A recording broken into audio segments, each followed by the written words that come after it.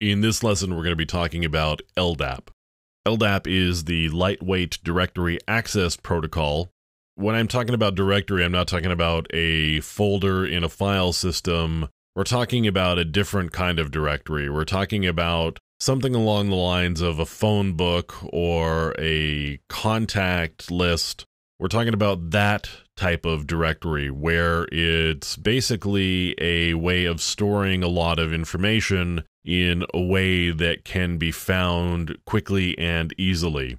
In the case of LDAP, for the purposes that we're going to be talking about, one of the big things that you're going to be looking for with LDAP servers is a way of storing information about users, systems, printers, and other resources on a network, particularly in a large enterprise environment.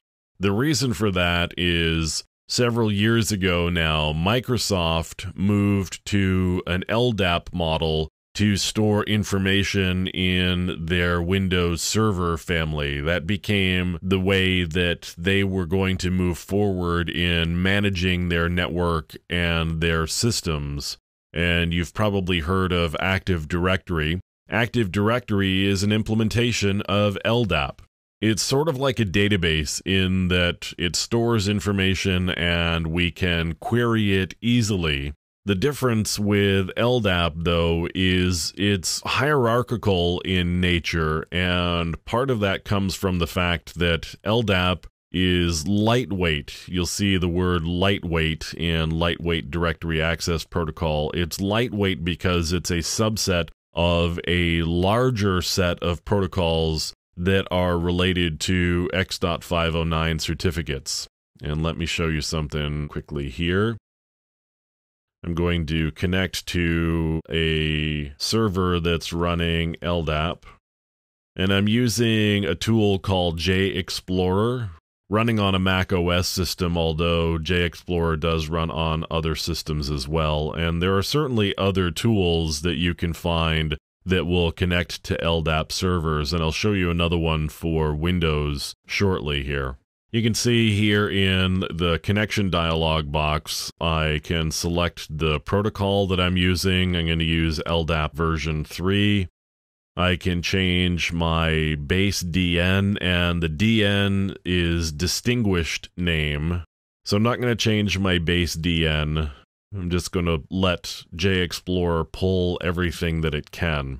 I'm going to connect with anonymous access, meaning I'm not actually going to authenticate.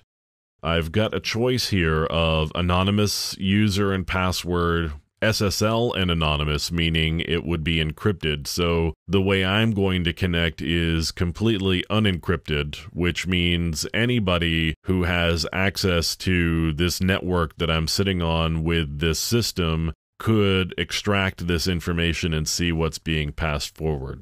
And in this case, they're not going to see an awful lot, because the LDAP server that I've got doesn't have a lot in it, just a simple LDAP server that's sitting there so that I can show you how to connect to it and how to get information back. But if I were to use this to connect to an Active Directory server and it allowed the connection and pulled information back, not only would I be able to see that without this encryption, but anybody else who had access to the network could potentially see it as well. I could also do encrypted plus authenticated, but in this case, I'm just going to do anonymous, and I'm going to connect. So I'm connected now, and the hierarchy on the left-hand side here, and I'm just going to show the attributes here on the right-hand side. You can see the common name here is administrator, and there's a description and an object class. And I could go to the table editor, and I could make some changes here if I wanted to do that.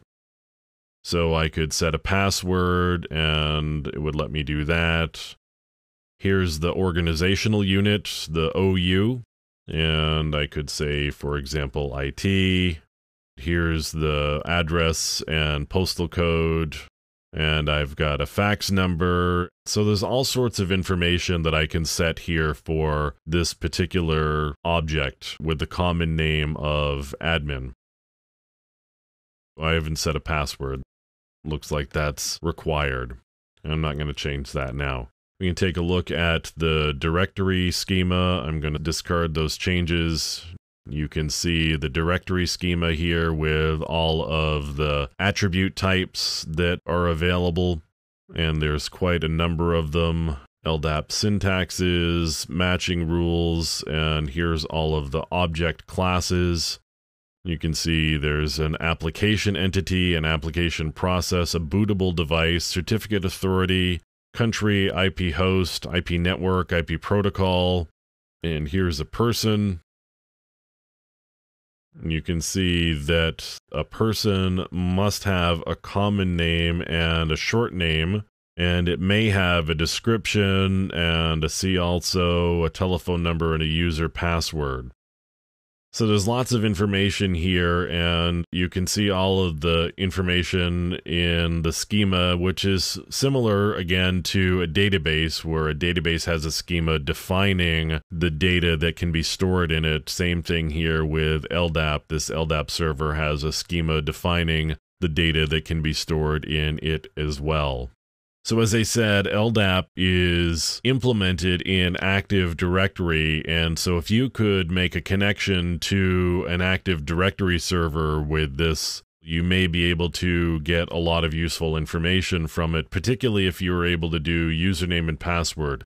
If you can do an anonymous connection, you may be able to get some minimum amount of information if the system or network is properly implemented. With a username and password, you should be able to get a fair amount of information back.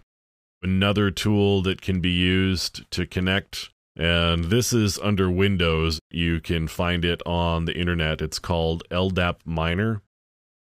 LDAP Miner is just a command line utility, and if I were to connect, I would just do LDAP Miner -H and the host, and in the case that I've just done with JExplorer, we used 192.168.1.39, so if I were to run LDAP Miner, it would be LDAP Miner -H 192.168.1.39. I would use the default port, and unless I had something specific that I wanted to look for, I'd probably use -D to just dump all the data that I could grab. So that's a tool that would run under Windows, and that would be able to extract the same sorts of information in a textual format or a text-based format, where we had JExplorer over here that was able to do it in a graphical format. So that's the lightweight directory access protocol, and Windows servers running Active Directory aren't the only kind of servers you'll run across.